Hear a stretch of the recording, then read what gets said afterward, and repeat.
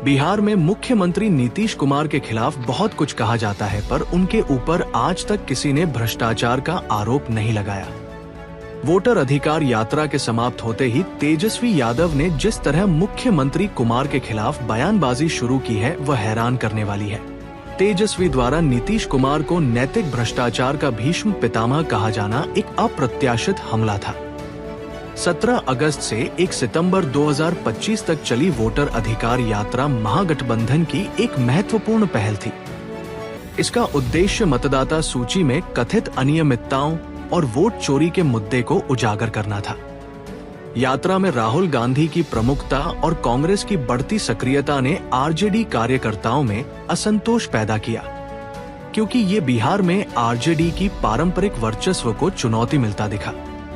मुजफ्फरपुर में एक आरजेडी विधायक को राहुल द्वारा मिलने से इनकार और सुरक्षा कर्मियों द्वारा धकेले जाने की घटना, साथ ही मोतिहारी में पोस्टर विवाद ने महागठबंधन के भीतर तनाव को उजागर किया। हो सकता है कि तेजस्वी ने यात्रा के समापन के बाद नीतीश कुमार पर आक्रामक हमला बोलकर कांग्रेस से अलग छवि बनाने की कोशिश हो। 1 सितंबर को यात्रा के समापन के बाद ही उन्होंने पटना में दावा किया कि नीतीश सरकार के संरक्षण में संस्थागत भ्रष्टाचार चरम पर है। उन्होंने 3 इंजीनियरों के पास 500 करोड़, 300 करोड़ और 100 करोड़ की संपत्ति पाए जाने का जिक्र किया और नीतीश पर निशाना साधते हुए पूछा कि वो बार बार एक विशेष मंत्री के घर क्यों जाते हैं, जहां अरबों की काली कमाई हो रही है। सवाल ये है कि जब यात्रा चल रही थी उस समय भी तेजस्वी नीतीश पर ये हमला कर सकते थे, पर उन्होंने यात्रा के समाप्त होने का इंतजार किया। जाहिर है कि तेजस्वी ने नीतीश कुमार पर यह हमला यूं ही नहीं किया होगा। इसके पीछे जरूर आरजेडी की रणनीति होगी। आइए देखते हैं कि आखिर वो कौन से कारण हैं जिनके चलते तेजस्वी यादव ने बिहार में अपनी रणनीति में बदलाव किया है। नीतीश कुमार को लंबे समय तक बिहार में सुशासन का प्रतीक माना गया है। उनके शासन में सड़कें, बिजली और बुनियादी ढांचे में सुधार के साथ ही अपराध पर नियंत्रण ने उनकी ईमानदारी और प्रशासनिक क्षमता की छवि को मजबूत किया। यहाँ तक कि लालू प्रसाद यादव ने भी 2015 के चुनाव में नीतीश की ईमानदारी को स्वीकार किया था, जब दोनों महागठबंधन में साथ थे। तेजस्वी का नीतीश को नैतिक भ्रष्टाचार का भीष्म पितामह कहना एक जोखिम भरा कदम है, क्योंकि अब तक नीतीश कुमार को तेजस्वी को चाचा बोलते रहे हैं। बार बार लालू यादव की तरफ से उन्हें अपने गठबंधन में बुलावा भी भेजते रहे हैं। शायद यही कारण है कि नीतीश की ईमानदारी की छवि को चुनौती देना तेजस्वी के लिए दोधारी तलवार साबित हो सकता है, क्योंकि नीतीश के समर्थकों, विशेष रूप से गैर यादव ओबीसी और ईबीसी समुदायों में ये आरोप तेजस्वी से नाराजगी का कारण बन सकता है। 2 महागठबंधन पर प्रभाव और कांग्रेस से दूरी। तेजस्वी की इस आक्रामकता को कांग्रेस से रणनीतिक दूरी का संकेत माना जा रहा है। वोटर अधिकार यात्रा में राहुल गांधी ने मतदाता सूची और लोकतंत्र जैसे राष्ट्रीय मुद्दों पर ध्यान केंद्रित किया, जो बिहार के स्थानीय मतदाताओं के लिए कम प्रभावी माना गया। तेजस्वी ने भ्रष्टाचार और कानून व्यवस्था जैसे मुद्दों को उठाकर बिहार केंद्रित नैरेटिव बनाया, जो आरजेडी के कोर वोट बैंक के लिए अधिक प्रासंगिक है।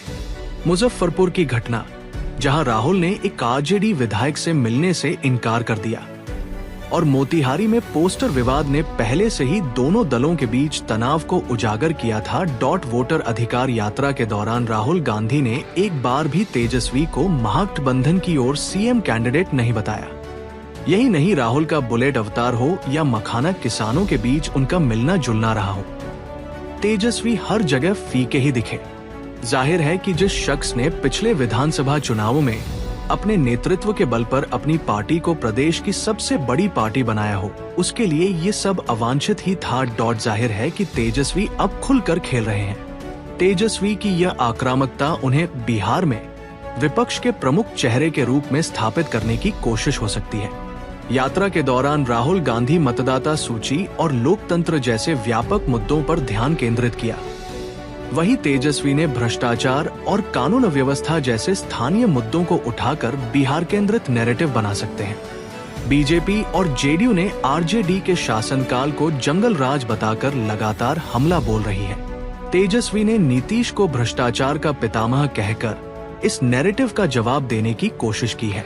तेजस्वी का लक्ष्य एनडीए को रक्षात्मक स्थिति में लाना और ये दिखाना था कि वर्तमान सरकार के तहत भी भ्रष्टाचार और अपराध बेकाबू है। आरजेडी का पारंपरिक वोट बैंक यादव, मुस्लिम और कुछ पिछड़े वर्ग स्थानीय मुद्दों और आक्रामक नेतृत्व के प्रति संवेदनशील है।